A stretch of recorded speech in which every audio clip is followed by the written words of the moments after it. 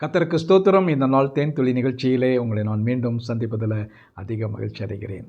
இந்த வேளையில் கூட நாம் தொடர்ந்து சிந்தித்து வருகிறதான ஆவிக்குரிய கனி அதை குறித்து நாம் பார்க்கின்ற வேளையில் தயவை குறித்து நாம் பார்க்கிறோம். நாம் தயவு பாராட்ட வேண்டியிருக்கோம். தயவு என்று சொன்னால் நம்ம நன்மை செய்ய வேண்டும், நற்கிரியைகள் நம்முடைய வாழ்க்கையில் இருக்க வேண்டும். இதுதான் பார்த்து கொண்டு வந்தோம். இந்த வேளையில் கூட அப்போஸ்தலனாகிய பவுல் ரோமருக்கு எழுதின நிருபத்தில் 12வது அதிகாரத்தில் சில காரியங்களை ஆலோசனை சொல்கிறார். அவர் சொல்லுகின்ற வேளையில் ஒருவரோடு ஒருவர் ஏக சிந்தையாயிருங்கள் என்றெல்லாம் சொல்லிவிட்டு 17வது வசனத்தில் பார்க்கும் பொழுது, ஒருவனுக்கும் தீமை செய்யாதிருங்கள், எல்லா மனுஷருக்கும் முன்பாக யோக்கியமானதை செய்ய நாடுங்கள், கூடுமானால் உங்களான எல்லார் மட்டும் சமாதானமாயிருங்கள் என்று சொல்லுகிறார். அவர் சொல்லுகின்ற வேளையில் நம்ம எப்படி இருக்க வேண்டும்? நம்ம நல்ல நற்கிரியைகளை செய்ய வேண்டியவர்களாக இருக்கிறோம், நன்மை செய்ய வேண்டும். ஒரு அழகான ஒரு வசனம் இருக்குது, ரோமர் 12:21. அந்த வசனத்தை பவுல் சொல்லுகிற வேளையில், தீமையினாலே வெல்லப்படாமல் தீமையை நன்மையினாலே வெல்லு.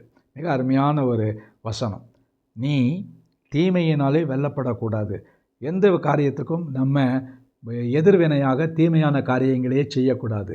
அதற்கு பதிலாக நன்மையான காரியங்களை செய்ய பழகிக்கொள்ள வேண்டும்.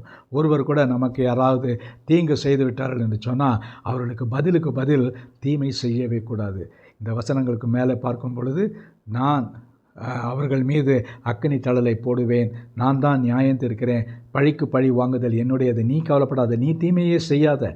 தீமைக்கு பதில் என்னவென்று சொன்னால் நன்மையை செய். நன்மையை நீ செய்ய கற்றுக்கொள்ள வேண்டும். அப்பொழுது தீமையை நன்மையினாலே வெல்ல முடியும். we can overcome the evil with goodness. அருமையான காரியம் இது. இன்றைக்கி அநேகர் என்ன பண்ணுறாங்க? சண்டைன்னு சண்டை போட்டுக்கிட்டே இருக்கிறாங்க. அப்படிப்பட்ட ஒரு ஆட்டிடியூடு, மனப்பான்மை நமக்கு இருக்கக்கூடாது. எப்பொழுதுமே தீமை செய்ய வேண்டும் என்ற எண்ணம் இருக்கக்கூடாது. நாம் எப்பொழுதும் எதை செய்தாலும் நன்மையை செய்யக்கூடியவர்களாக இருக்கிறோம். வசனம் மிக தெளிவாக சொல்கிறது, தீமையினாலே வெல்லப்படாமல் நீ நன்மையினாலே வெல்லப்பட வேண்டும்.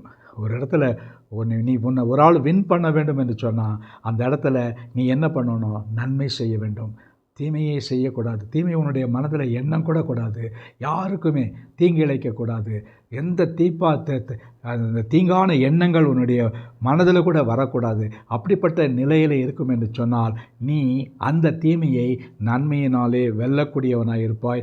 எல்லாவரையும் நீ உன் பக்கமாக இழுத்து கொள்ளக்கூடியவனாக இருக்கும். உனக்கு இந்த சுவாபம் இருக்குமே என்று சொன்னால் இந்த நாள் மட்டுமல்ல, எந்த நாளிலுமே தீமையான காரியங்களை செய்வதற்கு மனது வராதபடிக்கு எப்பொழுதும் நன்மை செய்கிறவர்களாக இருப்போம்.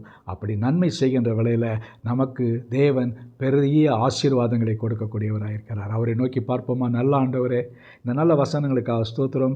இந்த தயவு, நன்மை, அந்த நற்கிரியை, இவைகளையெல்லாம் நாங்கள் எங்களுடைய வாழ்க்கையில் அனுபவித்து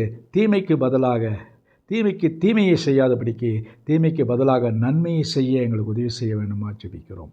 மீட்பர் இயேசுவின் நாமத்தில் ஜெபிக்கிறோம் நல்ல பிதாவே, ஆமேன், ஆமேன். கர்த்தர் உங்களை ஆசீர்வதிப்பாராக. இந்த நாள் தீமையை எதிர்த்து நிற்கிற நாளாகவும் நன்மையை வெல்லுகிற நாளாகவும் இருக்கட்டும். ஆமேன்.